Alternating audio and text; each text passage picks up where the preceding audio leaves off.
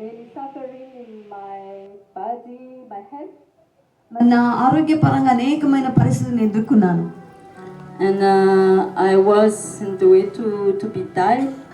నేను చనిపోయే పరిస్థితులు వచ్చాయి because of sickness. అనారోగ్యాన్ని బట్టి. But God was always there. దేవుడు నా పక్షాన ఉండి నన్ను స్వస్థపరచడం జరిగింది.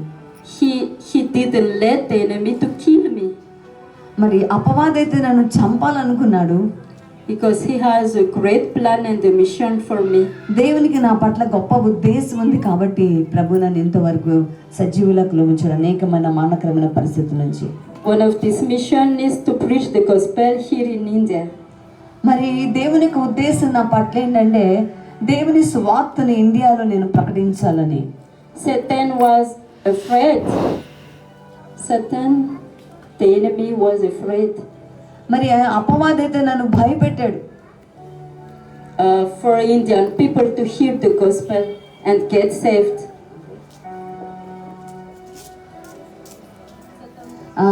భారతదేశంలో సువార్త ప్రకటించడం చాలా కష్టమని ఒక రకమైన భయాన్ని సాతాను నా హృదయంలో పెట్టాడు. But praise the Lord because he is greater than our enemy. దేవునికి స్తోత్రం, హల్లెలూయా. ఎందుకంటే మన దేవుడు అపవాది కన్నా గొప్పవాడు. Amen. Amen. And in my childhood my parents were so poor. మరి నా తల్లిదండ్రులు చాలా పేదవారు. And so difficult for them to find food to feed me. మరి ఎంత పేదవాళ్ళంటే నాకు ఆహారం ఇవ్వడానికి కూడా వాళ్ళకి కష్టంగా ఉండేది. And I was so weak and so thin. మరి సరైన ఆహారం లేక నేను చాలా బలహీనంగా ఉండేదాన్ని. But God was there. కానీ దేవుడు అక్కడ ఉన్నాడు. He took care of me. నా గురించి ఆయన శ్రద్ధ తీసుకున్నాడు. And I'm here today by his grace. నేను ఇక్కడ నిలబడినానంటే అది దేవుని యొక్క కృప. Still many things happen in my life. అనేకమైనటువంటి కష్ట పరిస్థితులు నా జీవితంలో వచ్చాయి. On 2022 2022 సంవత్సరంలో I had a very terrible car accident. మరి భయంకరమైన కార్ యాక్సిడెంట్ జరిగింది 2022లో.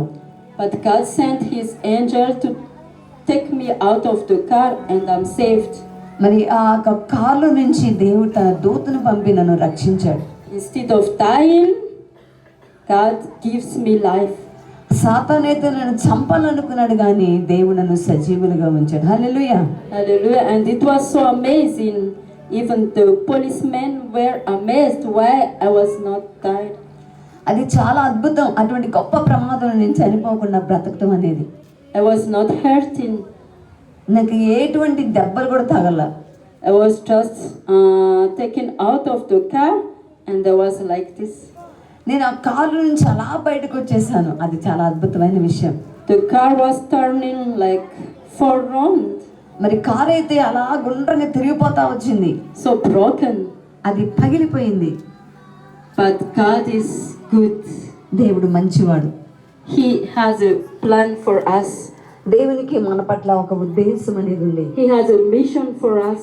ఆయనకి మన పట్ల ఒక దర్శనం ఉంది. He saved us not just to sit in these chairs.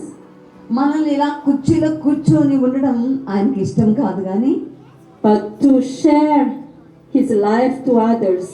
మనం వెళ్ళి ఇతరులకు సువార్తను ప్రకటించడం ఆయనకి ఇష్టం. To testify what he has done in our life. మన జీవితాల్లో దేవుడు చేసిన అద్భుతాలను మనం వెళ్ళి ప్రకటించడం దేవునికి ఇష్టం. హల్లెలూయా. Because many people, Indian people, will go to hell if we don't preach the gospel.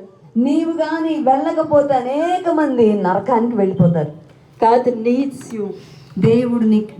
దేవునికి నీవు అవసరం. To bring good news into this nation. మరి భారతదేశానికి క్రీస్తుని గురించి ప్రకటించడానికి నీవు కావాలి. God sent us here just to say that he loves you so much. దేవుడు మమ్మల్ని ఎందుకు పంపించాడంటే యేసు మిమ్మల్ని ఎంతో ప్రేమిస్తాడని చెప్పడానికి మమ్మల్ని ఈ స్థలానికి పంపించాడు. So many years ago that I prayed for India. అనేక సంవత్సరాల క్రితం నుంచి నేను భారతదేశం కోసం ప్రార్థన చేస్తా ఉన్నాను. And whenever I prayed for India, ఎప్పుడైతే నేను భారతదేశం కోసం ప్రార్థించడం ప్రారంభిస్తానో I cried a lot. నేను ఒకటే ఏడుస్తూ ఉండేదాన్ని. I don't know why. ఎందుకో తెలియదు, దుఃఖంతో నేను భారతదేశం కోసం ప్రార్థన చేస్తా ఉండేదాన్ని. And they ask God, why Lord, I cried a lot about India. నేను ఏడుస్తున్నప్పుడు అనేదాన్ని, ప్రభా ఎందుకు నేను భారతదేశం కోసం ఏడుస్తున్నాను అనేదాన్ని. And I realized that it's the Spirit of God who cried for India. నాకు అర్థమైంది, దేవుని ఆత్మ నాలో ఉండి భారతదేశం కోసం ఏడుస్తున్నాడని నాకు గ్రహింపైంది. Because He wants to see many Indian people in heaven. Hallelujah.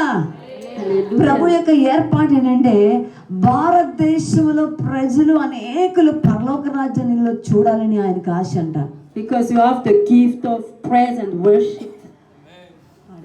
You have the gift of praise and worship. మరి దేవుడు మీకు ఒక గొప్ప తలాంతి ఇచ్చాడు, ఏంటంటే ఆయన స్తుతించి ఆరాధించడం. So let us rise up. కాబట్టి మనందరం లేచి నిలబడి, Let's go out and preach the gospel. లేచి నిలబడి వెళ్ళి మనం దేవుని సువార్తను ప్రకటిద్దాం. Our Jesus is alive. ఏమని ప్రకటించాలండి? యేసు సజీవుడని ప్రకటిద్దాం. He is so bigger than our enemy. ఆయన శత్రు కంటే గొప్పవాడని ప్రకటిద్దాం. So don't be afraid.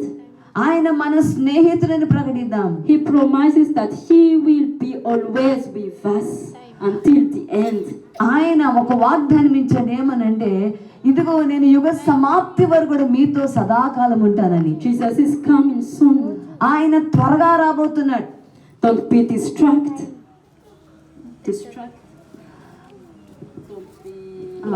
మనము ఆగిపోకూడదు. But let us focus on Jesus. మనం ఆగిపోకుండా దేవుని మీద మన దృష్టి నిలిపి ముందుకు సాగిపోదాం. Keep our eyes in Jesus. మన నేత్రాలు యేసు మీద పెట్టి నిలుపుదాం. Amen. ఆమేన్. అందరూ Amen. ఆమేన్ Let's చెప్పండి. pray for this nation. భారతదేశం కోసం ప్రార్థన చేద్దాం. Let's share Jesus' life. యేసుని గురించి భారతీయులకు మనం ప్రకటిద్దాం. Amen. Amen. Amen. Jesus is Amen. our Lord. ఆమేన్. యేసు మనకు దేవుడై ఉన్నాడు. We are one మనందరం కూడా ఒకటే. in Christ. యేసులో మనందరం కూడా ఒకటే. And many Malagasy people pray for you, India. మరి మా దేశంలో అనేక మంది ప్రజలు మీ కొరకు ప్రార్థిస్తూ ఉన్నారు. Because we are family. మనందరం కూడా ఒక కుటుంబానికి సంబంధించిన వారు. You are not alone in your battle. You are not alone in your battle. మీరు మీ పోరాటంలో ఒంటరిగా లేరు. We are family. We are with you. మేము మీతో ఉన్నాం. మనందరం ఒక కుటుంబానికి సంబంధించిన వారు. Jesus is with you. ఆయన మిమ్మల్ని ప్రేమిస్తూ ఉన్నాడు. Amen. Praise the Lord. ఆమేన్. దేవునికి స్తోత్రం కలుగును గాక.